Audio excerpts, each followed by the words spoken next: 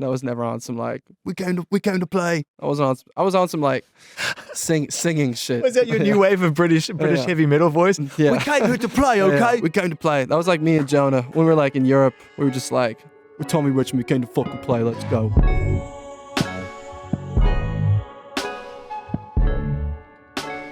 Damn, Tommy Richman, you're a man of your word. We spoke on the phone, let's say some moons ago now. Yeah. And we talked about coming face to face one day and talking about music, inspiration, and who you really are at this point in your life. And I'm really glad we're getting a chance to do that, man. Welcome to Apple Music Radio, broski. Thanks, man. Thanks for having me. It's good to see you. Good to see you, man. It's been a little journey. It's a little journey, man. It's just that fun little phone call we had. It was fun. Great. It was fun. Yeah. It was fun. I don't want to sort of blow up your spot, but I think it's important to let people into a little insight into, this is a good character trait, I think. $1 Million Baby was everywhere. We got excited because that's what music does to us. Yeah. Let's see if we can get Tommy, get him on a FaceTime, talk about a song. And he's like, yeah, I'd rather just talk to you. I'd rather just jump on the phone and just say what's up and just, I suppose, get the measure of the individuals. And I thought that was really cool. It doesn't happen very often, but it teed us up nicely. I wanted people to know the background so they know what we're talking about. But how are you, man? Yeah, man. I'm doing good, bro. I'm doing good. Yeah. We've had this album since like December of last year. Wow. Just been working on this shit. Yeah. And like even before like the songs that went crazy, we've had this like this body of work that we really believe in, trying to like execute this concept we've had for so long. And I don't know, man, really trying to like build the world, because I feel like we've like a lot of people lost touch with just like building out characters, building out worlds. And You're right on time. You're right on time. You're not alone, but it's not, you're right. You came to the same conclusion as a few other key artists. Charlie XCX came to that conclusion very recently. Yeah. And there's a few others that have sort of built this experience for us that goes deeper than just a collection of songs, a collection of moments. And yet you found yourself on the receiving end of that classic modern meta fucking viral nut job, which is just like, you know, hey, you have the biggest song in the world right now, but you had this body of work that you wanted to represent you. So now I actually get a chance to ask you face to face, how was it at that moment knowing that, you know, you'd been given this gift, but at the same time, it was sort of out of character with what you were trying to build towards, which is COYOTE?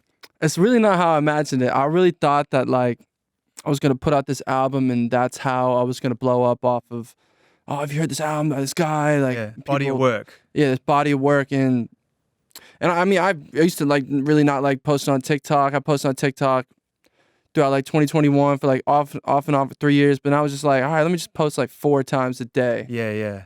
Post over and over again. And we made that song like a week before and one post. And the craziest thing is that like, I work with like a good team. These people post like an independent label, and they do a lot of cool stuff. And but we post that, and it's like there's no marketing behind that. There's no money behind that at all. It's just like Just clicks. It's one big organic moment, and it literally caught fire. They're making jokes on Twitter, and it's like the Twitter jokes went crazy, and yeah, it just took a life of its own, and shit. Changed our lives overnight, bro. It must have been a relief to know that while everybody was getting to know you through this song, which is a banger, by the way. I mean, I'd love to know what you think of $1 Million Baby now through the context of the world versus when you made it. But it's a sticky, very, very cool track. It must have been nice to know that actually, cool, you guys sit with that, but I've got this, I'm ready. I've got COYOTE, and when the time is right, I'm ready. I'm not scrambling to make good here. I mean, I appreciate $1 Million Baby. I think it's a good song. Like we made it at the time, and made it quick. Yeah, we made it quick. When we made that song, we didn't even think anything of it. We made it. We're like, oh, it's cool. Even we played it to like people at the label. They're like, oh, this is cool. And it's like the people just choose that one. Yeah. And we made Devil Is a Lie the next day. Yeah. With all of us, and and it took a life of its own. And it's really interesting, man, because this song blew up like insane proportions, like somehow like statistically the biggest song of the year. And yeah, no, there's even bigger statistics than that. Clearly, hold that thought. There's like some crazy thing where it's like, I know there's some Billboard stat where it's in the top 100 most streamed songs of all time or something. I don't know, it's fucking nuts. Yeah, it's insane, bro. Out of some like just some bullshit, we're just fucking around the studio and that happened. And I appreciate it, man. I really do. And it's like, how can I be like, and I go back and forth in my head, like, you know, there's like the artists dilemma, they hate their biggest song. Yeah. and they just always go back and forth in the head. They're like, I'm not performing this one. Yeah. But it's like, I don't know. I appreciate the song. It doesn't like define me as an artist. Definitely not. Well, I feel like right now, like the song is like bigger than me. Like I feel like people don't really know my face.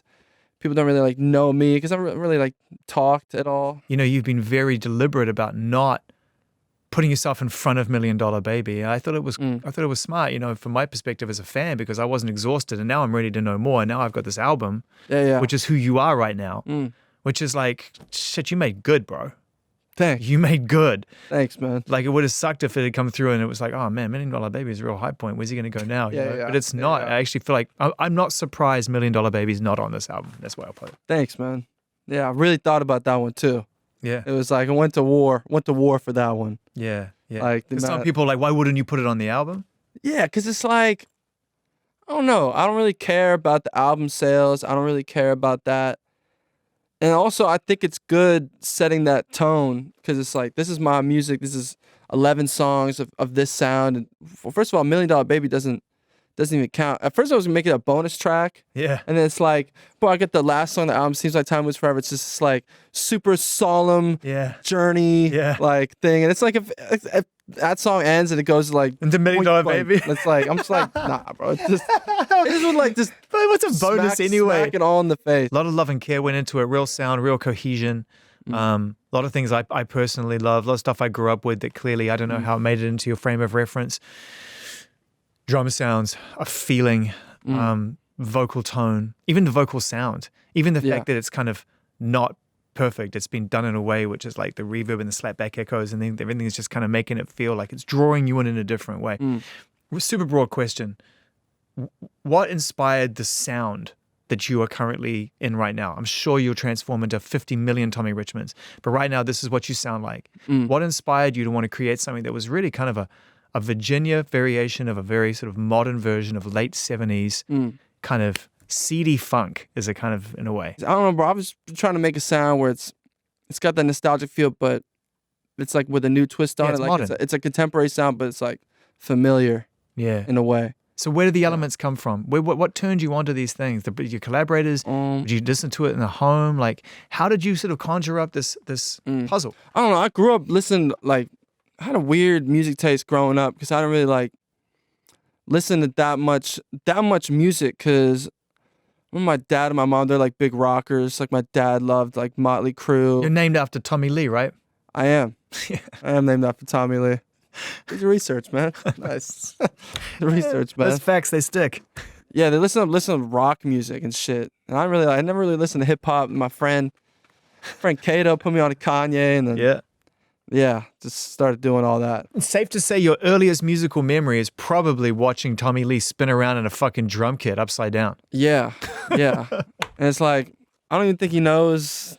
Well, he probably doesn't know I was named after him. My mom told him at a meet and greet. She was like, oh shit, I named my son after you. And he was like, oh, that's sick. Yeah. That's just crazy. So your friends, I mean, it's either going to come from in the home or it's going to come from in the classroom. Yeah. Someone's going to come along and say, hey, you like music. See if you can get down with what I get down with. Do you like this? And that's how friendships form. And that's how you find your crew and you find your people, right? It's a story as old as time. So that was how you kind of found this more modern lexicon, and you didn't end up sort of being in a metal band, basically. Nah. I was never on some like we came to play. I was on some like singing shit. Was that your new wave of British heavy metal voice? Yeah. We came here to play, okay? We came to play. That was like me and Jonah when we were like in Europe. We were just like, we're Tommy Richman. We came to fucking play. Let's go. That's what we used to do. You know, but, I always think there's a line in the sand that kids have to cross, young people have to cross at any point, and people do it at any time in their life, but it's definitely there when you're at a certain point in your life where your interests become your passions, then your passions become your ambition. Leading to occupation, right? That's kind of it. But you have to have the courage to cross that line. And that's where it becomes, the percentage goes from everybody loves music to Tommy Richman is now a recording artist making a smash hit record. Yeah, definitely. So what was that moment when you crossed the line and decided that you were going to actually participate and it was going to be something you were going to dedicate your time to? Honestly, like my whole life I've been singing. My whole life, like I remember I did like a summer camp when I was like 6. I was singing some karaoke shit, and then What were you singing? Do you remember what you were singing? it's like some tiki song with like the tiki sticks, and you're like banging them and stuff. Like Yeah. it was summer camp shit, and then I did like voice lessons growing up. Was in choir a lot, and I always like wanted to sing. And I went to school for singing. I went to school for like, opera in New York. Wow, you did? like, What's that? yeah. What school is that? I should know that. What school is that? Yeah, I went to Manhattan School of Music Wow. for like a year and a half. And the whole purpose of being there really is to improve as a performer and to emote and sing correctly. Yeah, well, that was like opera is probably the most pure form of like entertainment and like art, because it's like it's not like a drum or like a brass instrument or strings. It's like literally your lungs and your vocals, and it was really beautiful. I really enjoyed it. I did it for a minute, sang opera for a long time. I wanted to be a like professional opera singer. You can actually fucking hold your own. Like you could do an aria. I could. Una furtiva, lagrima, quanto è bella. So you were close. You wanted to be an opera singer. Yeah, man. I was in New York, and I was like, I'm gonna be sing at the Met. And bro, I was singing at the Met, and I was really passionate about, but I wasn't quite sure if I wanted to do it, because the opera's a very like long form media, and it's like people think it's boring. It's a life and dedication to one very heavy, incredible discipline. Yeah, and it's like, bro, I remember probably sophomore year, or no, even freshman year, I was thinking like, should I really even do this? And I saw like, have you ever been to the Met? No. Like the Met's like kind of like the Madison Square Garden of opera. Yeah. And I forgot the show. It was like some German opera. It was like 4 acts, and I'm watching it. I'm like I'm really fucking with it, and it's a great show. And I'm looking around, and I see people like falling asleep, and it's like, do I want to like be like going crazy, singing the crazy shit, and people really falling asleep to it? And I thought about that, and bro, and I saw fucking Travis Scott at the Astroworld literally the next week. I was really like the Leo meme staring at the TV like, bro, this is like this is shit I'm going to try to do. Yeah. I'm going to go and fucking sell stocks. Yeah. This is mind-blowing. Yeah, man. I mean, you were in the Met on a completely different pathway. Mm. You've lived a life before we even got to know who you were. This is wild. You could have been a very different life. Tommy Richman. Shit, would you have to call yourself Thomas? What did I go by? I think I was Tommy. Tommy? Still. Yeah. That's so badass. Yeah. What's my real name? So. Oh, cool. So you were never Thomas. You're actually. I am Thomas. You are Thomas. Yeah. Because, I mean, you just imagine it, right? It's just like performing now at the Metropolitan. Is it Metropolitan? Yeah. Metropolitan Opera. At the Metropolitan Opera. Please give a standing ovation. Tommy Richman. It's pretty good. Wow. Pretty good. It's pretty good. Thanks, man. I'm not trying to send you back. I'm just okay. saying. I'm just trying to give you an idea as to like what could have been. Yeah. Bring some trauma back. PTSD. Yeah. It was a crazy time, man. Crazy time. Glad I'm out of that though. Yeah, well, listen, man. Yeah. So are we. I mean, not that it wouldn't have been beautiful and special. And who's to say you won't find it? You might rejoice in that environment once again later in life. But right now, you are another child of Travis Scott, just like many, many other children who went to see him perform live or heard his music and went that part. Yeah. All right, step number 1 for Tommy Richman. No longer a What was your vocal range? I was a lyric tenor. No longer a lyric tenor. Now focusing primarily on being whatever the fuck you are. Again, highest compliment I can give you. I can't really think of a genre where it fits into it. Would you consider yourself more of an R&B singer now, do you think? Or are genres irrelevant even? I don't know. Like, I feel like this project's kind of on some alternative R&B with pop elements, but yeah, I try to tap in like a lot of different bags. Honestly, bro, like with the album, like it's a sound and then on to the next sound. It's like kind of like yay. Yeah. It's like the same shit. Faithful all the way through to it. Starting with Elephant in the Room, I'm obsessed with why albums start. If artists are going to continue to make albums, which I know you will, because I would, because it's an opportunity to spend a considerable amount of time building a body of work to say something more substantial than a song. I just don't think it's satisfying enough putting song by song by song out. Yeah. So if you're going to start with an album, you're going to put 11 songs on this thing. Why Elephant in the Room? Why the beginning? Shit, man. We made that like about a year ago. And I don't know, when we made it, it just had such a pure feeling to it. And it's like, even like some lyrics I'm singing, like my friends like laughing in the background. It's like, I don't know. I feel like that song is like welcome. Like, we're here. Yeah. It's gonna be okay. Like, Yeah. this was what Coyote is about. It's it kind of like it's not like it's an intro that kind of just like warms you in, because there's like some albums that like off the bat like Hit you hard, yeah. gets you in, but it's like a little smooth, like a soft launch. Yeah, it's beautiful. There's an incredible dynamic shift between that and Whitney, and I feel like Whitney's like, Yeah, all right, yeah. we're off to the races now. Let's go. Let's turn up. Let's go. Let's have a good time. Yeah. So you had your friends in the studio when you're making this record, and there must have been moments when, you know, you're searching for what you want to say. And one of the things I love about your writing and your music is that it is fun. That there are moments when you smile or you do laugh along, and you're in on the joke and we're on the joke, and it's like, yeah, I know what I'm saying is kind of stupid, but in a really cool way. And by the way, it's next to something that's deep. So as you walk that line really carefully, is that by design or is it just how it comes out? It's just how it comes out. It's how it comes out. Like, How does it come out then? How do you write songs? Do you improv? Man, do you consider them? Like, what's the process? yeah, man, most of the time it's like really impulsive feeling. Like honestly, bro, all of the album, I don't think I wrote like a single thing on a notepad. You felt it. Yeah, it's all like line by line, how I'm feeling in the moment, and I just do it. Yeah. Yeah. So how do you know when it's done? That's a great question. Like, cause we had this album for a minute, but we just never like wrapped the final bow on it. It was like probably my manager Zoo was losing his mind. Like, when's this shit gonna be done? But yeah, we finished it, put a nice bow on it. Like, Yeah. feels done. Like, feel like my debut album is done. You know, really, in a way, it comes alive next year, right? You get a chance to really show people what it means next year. Yeah, like trying to tour this album, man. Like the Coyote tour. We're trying to do like a really, really special type of performance. Cause I did like a 4-city run last time. Honestly, like just last week we did like 4 shows, and it was cool, man. It was cool. It was like a good like feel for where we're at, how the crowd reacts. See like the types of people that are pulling up to the shows. I was really curious, man. Yeah, I want to know really who's pulling up. I was really curious because like before we blew up, it was like we used to do like super like underground shows, man. Because we got to think everything is punk, and like we used to do these underground shows in LA, and it would be like 100 people just like animals, bro, just losing their minds, like pushing each other. It's on some real like punk shit, and it's like the more we blew up, man, it's like we kind of like lost that like punk vibe, and we're like, I'm still trying to like keep that in the shows, but it's like, you know, bro, when you got like a hit song and people, it's hard to get people to like really like go crazy. This is a kind of punk sounding record. The drums are hard as fuck. Thanks, man. And there's not a lot of musicality going on there outside of some key ingredients that do the job. So in that regard, it is kind of like bass, drums, guitar, vocals, Ramones, go. Yeah, man, it's just all Jonah Roy. I don't know where he's at. He's sitting somewhere over there.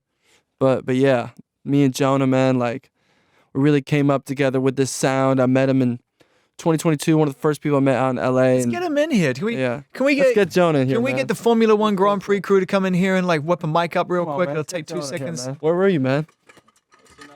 I thought you were gonna sit. Oh, that's what it was. By the way, you're watching this episode of Drive to Survive right now. Look how good this pit crew is. How you feeling, Joe?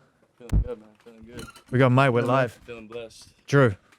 Super blessed. Not since anyone know us by the Trail of Dead destroyed their entire set before the encore and then came out, played one song, and then destroyed the entire set again. Have I seen a pit crew come in and put everything back together so quick? So he was saying that it's punk, and I was saying that I understand that statement. I can hear it in the way that you've made the music. It's raw. It's you haven't polished it, right? It's like fucking just poof. So let's talk about the sound and how you guys came together, Jonah, and how that sort of experience gave birth to Coyote, you know? Yeah, man. I mean, I met this dude just like, you know, in LA. He's a good friend. Like, what did you think of him when you first met him? What was your first impression? he's just a good guy. He's very welcoming into the space. Like, he's very like, you know, felt very comfortable. But yeah, when it comes to like building the sound, like, I don't know. We try not to like think about it too much, you know? We just kind of like make whatever we make. We have our influences, and those influences all just kind of go into like, you know, the sound that we've like created, at least with like the album, you know. The high energy ones we know you can handle. We know that there's a punk theme rolling through this experience from live to music. But there's things like Whisper in My Ear. There's moments on this album that are just allow you to be a little more reflective, almost leaning into your ballad bag. Yeah. So what are those sessions like? And is it a different kind of performance for you, knowing that you can't just go out there and kind of improv and feel something with energy? It's different. It's a different emotion. It is different emotion, man. I don't know. We kind of just go in the studio and kind of just lose our minds for a minute and just kind of just not even think about it, because we go in and sometimes we got an idea. Sometimes we go in and we're like, oh, okay, we'll make some like swag shit today, or today we'll make some indie shit. It's kind of like either or, but I don't know. We just kind of fuck around and see what's good. I don't know. Yeah, we also make a lot of music like not in the studio as well.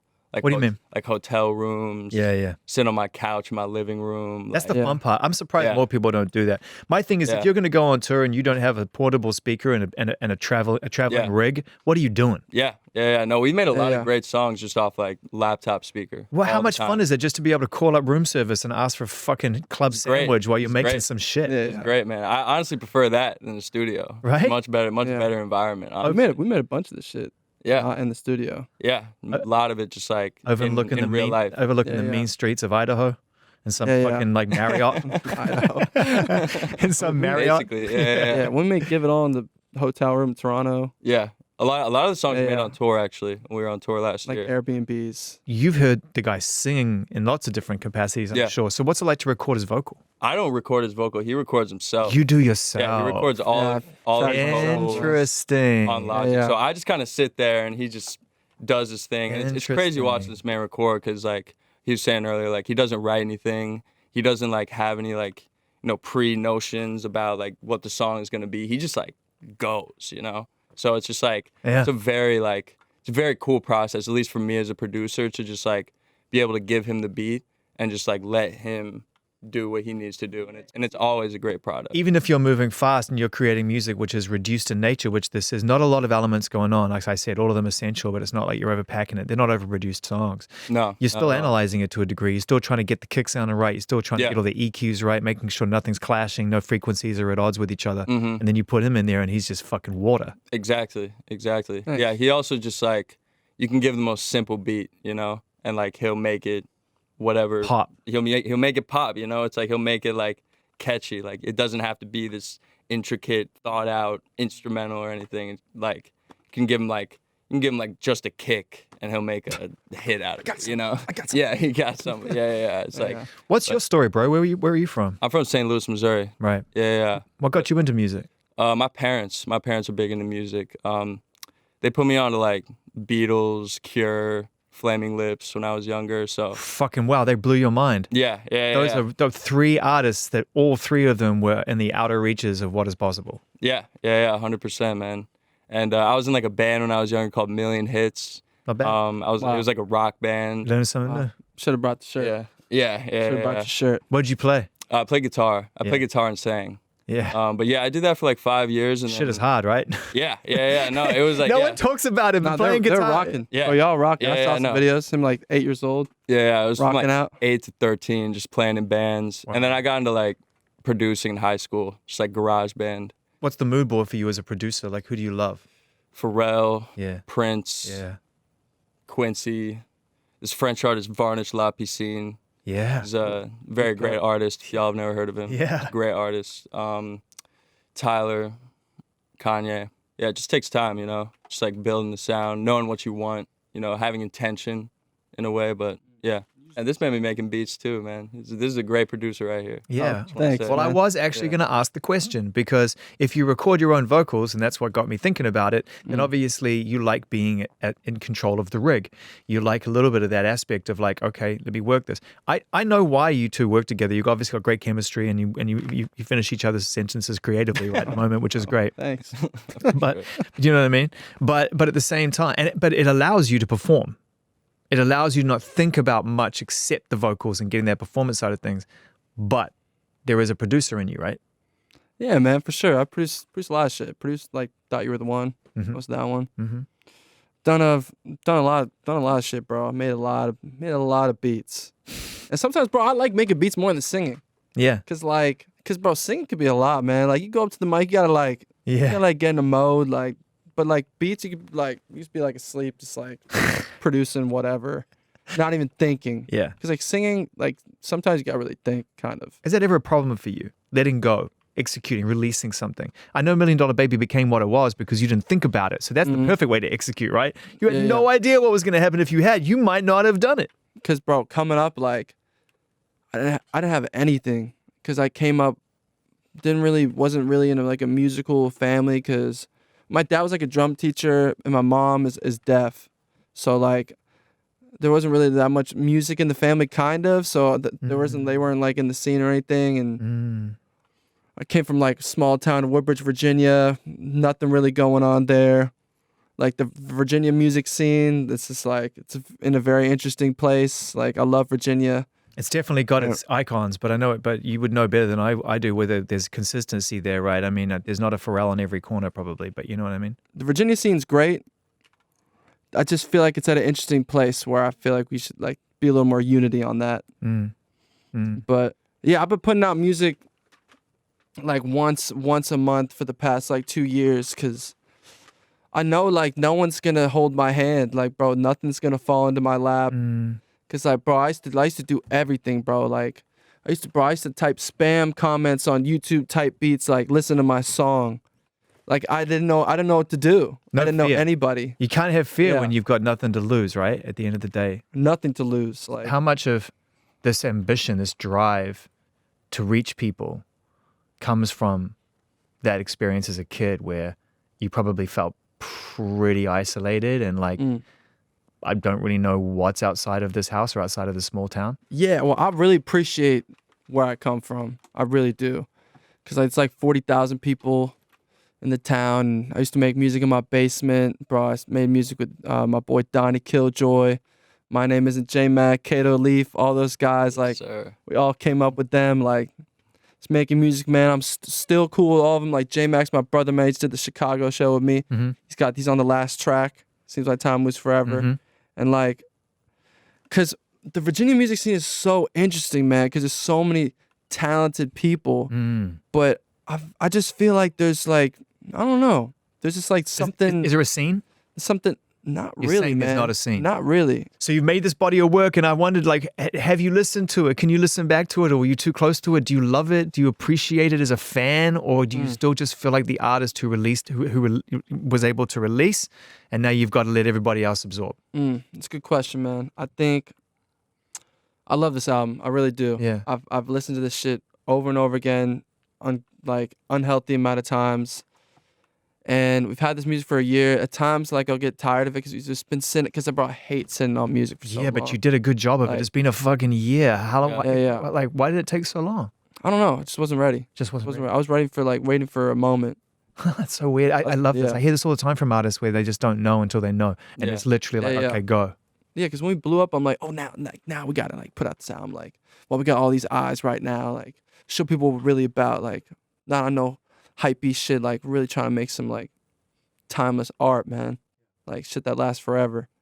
And that's why I'm proud of the music, and I'm not like expecting a certain reaction. Like, you know, I hope people love it. I hope people love it as much as I do. I hope this, like, I mean, I think music helps people, bro. I hope this, like, project helps people in a way. Like, it really does. It's like, magic. Music is magic, bro. Frequency is that frequency therapy is real. Yeah. 100%. It's very real. It's very real. I've decided that there's a reason why we democratize and we kind of trivialize music's presence in our life all the time. We just expect it to be in the background or the foreground. It's always around. Yeah. It's because we do the same thing when we breathe. We don't think about every breath. We go crazy. We just breathe. Yeah. But when you lose it, it's done. Same thing with music, man. It's literally, to me, as important as breathing. I think so as well. Yeah. Definitely. Yeah. Definitely. Yeah. It's like a fucking, it's a fucking beautiful thing.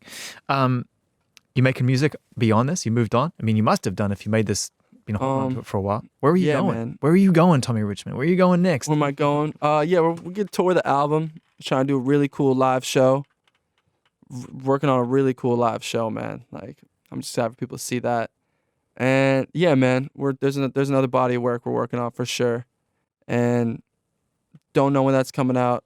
It's a completely different sound, but I'm just proud of this sound we got right now, and And bro, we're about to put out this album, and I'm just trying to fucking like be annoying how much I promote this shit, honestly. I think it's an important part of this generation of artists now that realize that even with the access to the internet where everything seems to be efficient and effective and you can just let it do its job, that actually it's more important that you do your job now than ever. Yeah, 100%. I also feel like this album will like kind of weed out or it'll like kind of like give like the real fans like what they want. It'll like show who the real fans You're talking about shedding some $1 million off that $1 Million Baby? Exactly, for sure. For sure. Yeah, Yeah, because you know, like that song, $1 Million Baby, like it's reached like a different threshold of like popularity, you know? So I think like this album, also the song not being on the album, like I think it'll really like, you know, just keep building like the true fan base, the people that are pulling up to the shows, like turning up, singing every lyric. Like that's who the album's for. That's who you know? build with. Yeah. That's who the album's for. You and Brent seem to have been able to strike a pretty amazing chemistry there in terms of like you are smashing it and he's continuing to focus on his thing. So how's your experience been collaborating with another artist and not just letting an industry person do that per se? Well, the thing is with Brent, man, I feel like it all just made sense because we're both from the same area. We know like a lot of the same people, and I remember he found my shit like 2023. Well, like Manny Veli found my music off like a DMV playlist. He saw my song "Electrified Tonight" on it, showed the music to Zoo, and then I met Zoo. And Zoo pulled up on me in the studio one time, and bro, we just hit it off and started pulling up on me everywhere. And then Zoo just kind of started like, you know, trying to bring me around, introduce me to people. And then he was like, yo, I want to introduce you to Brent. And Brent's like the guy from the DMV, man. He was basically like the man. And I met him. He's a nice guy. Brent's nice chap. Yeah, man. Great guy. Yeah, great guy. And the thing is, man, I really appreciate like so much that he's done because, bro, he brought me on his tour. I was like relatively unknown, and he's like, wanted me to be the opener on his like 5,000 cap room tour, and like me and Jonah went on that shit. We did like 30 shows, and we look back like Brent like very punk for bringing us on. Yeah. Because we were up there like Brent had the whole like, you know, lighting, sound was super loud. We went up there, Two CDJs, one spotlight on us. I was like playing like off the DJ board off like a Scarlett, like, yeah, bro. on stage. Like, it was super like DIY. Like I had my guitar, he was singing. It was great. Definitely a big learning lesson for both of us. Like definitely like taught us a lot about what it takes to like just with touring and playing in front of that many people that don't know you. You know. Do you like touring? Yeah, I love touring. I love touring when it's like with my friends, you know. Yeah. It's a big adventure as well. Yeah, man. Just went on tour, like a little quick one. Quick run, getting ready to do a big one. Yeah. Tommy, I got to ask you, you know, as someone who obviously proud of where you're from and therefore hyper aware of the influence that your parents and your family have had on you, and they, you know, ultimately help you become who you become. You know, you're named after your dad's favorite drummer, and you know your mum is obviously really important to you. How is this kind of decision in your life to be an artist, to tour, to throw yourself into this great unknown, which should be acknowledged as a courageous move, to back yourself, to not just get a job, to go out there and back yourself. You are your job. How does that affect your relationship with them, and how do they feel about what you're doing with your life right now? Yeah, man, it's very interesting right now because my mom's always like, I'm forever in debt to my mom. She's done so much shit for me that I could never repay. Even like when I was about to drop out of college, man, like she was like, well, the thing, I'm an only child, and so I feel like parents and an only child, it's like a different. It's just different rather than like a big family. And my mom just looked at it like, nah, bro, if you want to do this shit, like fucking do it.